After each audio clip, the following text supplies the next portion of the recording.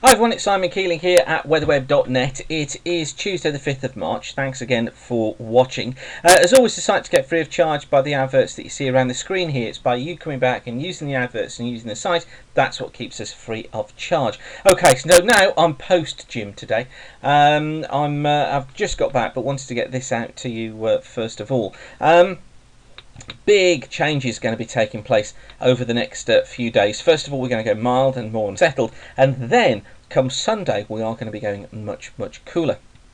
These are the maximum temperatures forecast for Saturday, and these are from weatheronline.co.uk. It's from the GFS model, and you can see already Scotland, Northern England are cold by then, sort of 2, 3, 4 degrees. So already cooler areas in, but just look at this down towards the south: 10s, 11s, 12s, perhaps even 13. Might even get to a 14 on Saturday.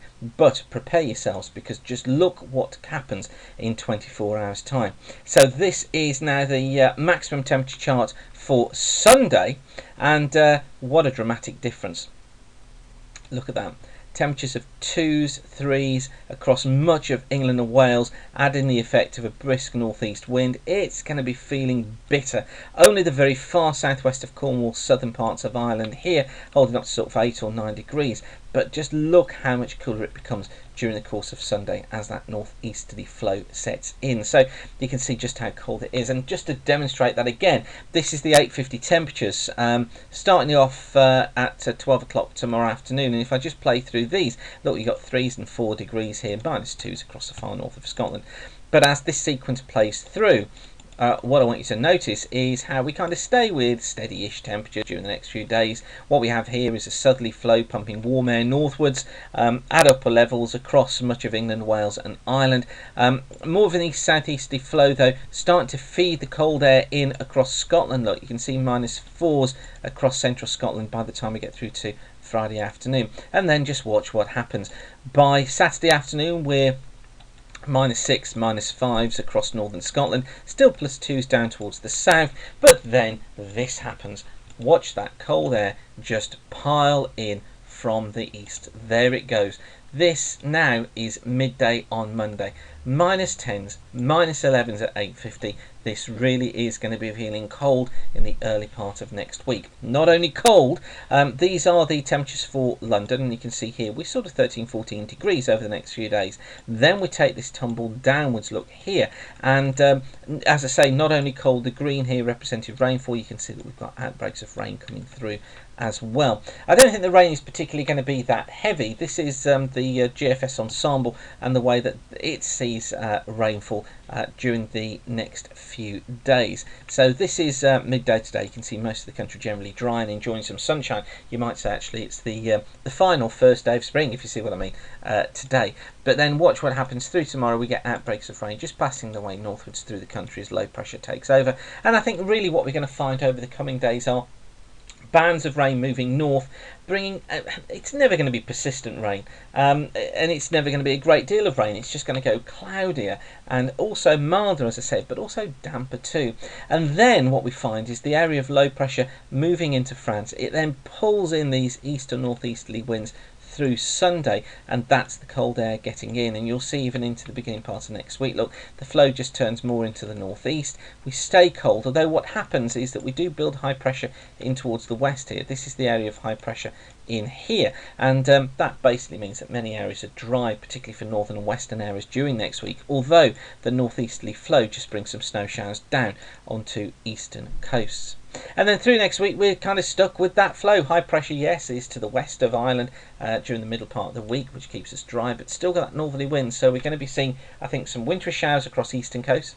I think further west it looks like it's dry with some sunny spells, but widespread frosts overnight, quite severe as well for the middle part of March. So if you're doing anything involving delicate plants, don't get them out there. Don't even think about it, because they are going to get burnt away rapidly because of the depth of the frost.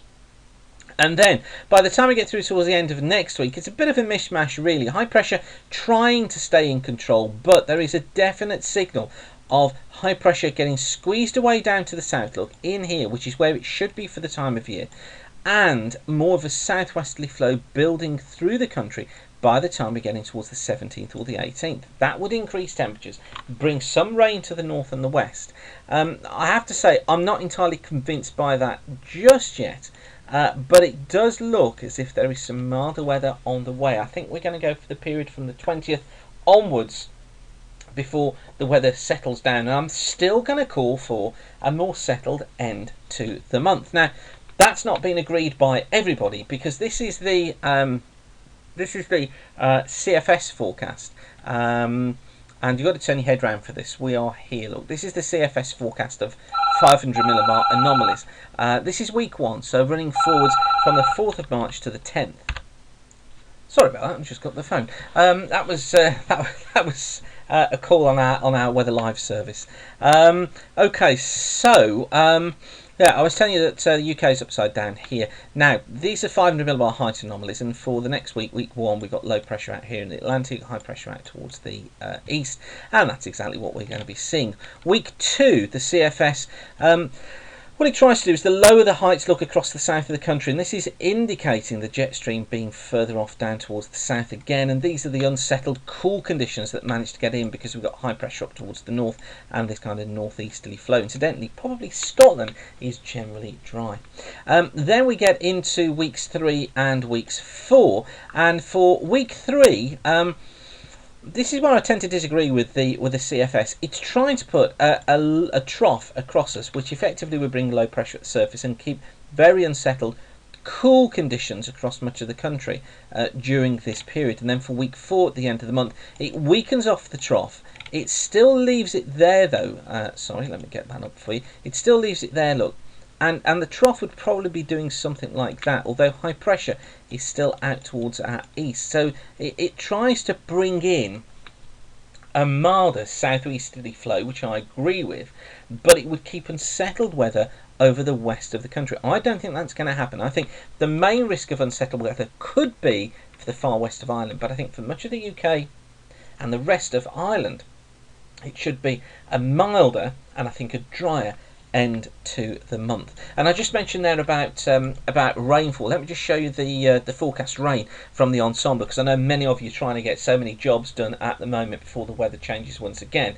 So let's just take a look at the precipitation fields. This is day 1 to day 5, so this is ending at midnight on Sunday into Monday, and this is the rain that we're going to see during the next week. You can see here it's going for around 20 millimeters of rain during that 5-day period. I tend to think that might be overdone a little bit. The focus for that, I think, probably is more within that zone there, so it's a little bit further west.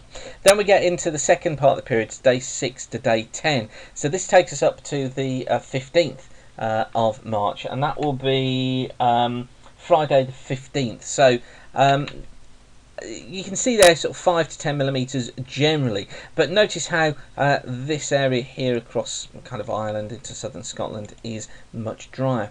And then the final part of the period, day 11 to day 15, taking us up to the 20th of March. Again, it's a drier hint to things, with 5 to 10 millimeters for many of us, but I do think that within this area here we see lots of dry weather. So there's not going to be huge amounts of rainfall around at all during the next few days, well, during the next 14 days. I think it's just going to be bands of rain that work their way through, but the question mark is really over this period here, this sort of 25th to the 31st of March period, over exactly what happens. That probably is a reasonable outcome, but I think what we have to do is to work up to now around the 20th of March before we see any significant change back into more settled conditions. So hopefully that's been useful for you. Did I waffle on there? My apologies if I did. But anyway, I just wanted to give you that information, show you why the weather is doing what it's doing at the moment. So hopefully that's been useful for you. Thanks again for watching weatherweb.net. Don't forget, we're kept free of charge by the adverts you see around the screen, and by you coming back and using the site. That's what keeps us free of charge. So thank you for doing that, and keep the sun shining. Bye for now.